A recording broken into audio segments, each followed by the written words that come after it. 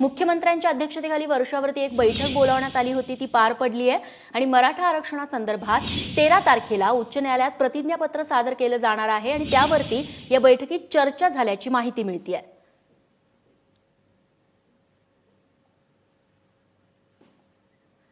संभाजी ब्रिगेडचे नेते विकास पासलकर आता आपल्या सोबत आहेत। विकासजी, आता ही जी वर्षावरती बैठक झालेली आहे आणि त्यांच्याकडून जी माहिती मिळाली आहे मंत्र्यांकडून, यावरती आपलं काय मत आहे?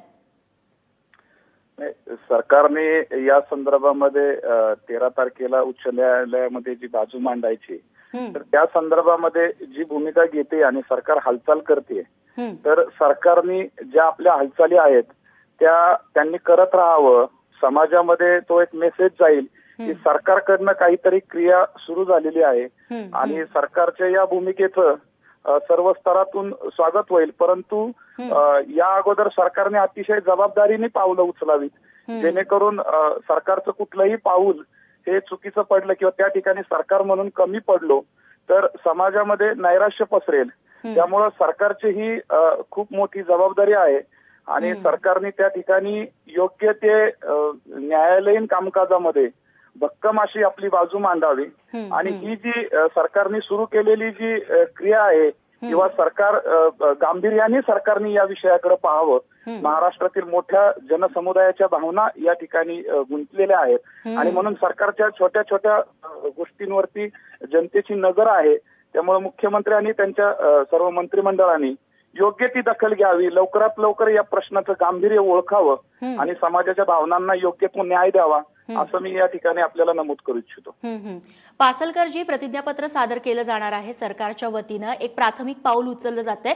याहून काही ठोस भूमिका आणि तातडीची कारवाई तुम्ही अपेक्षित धरता सरकारकडून?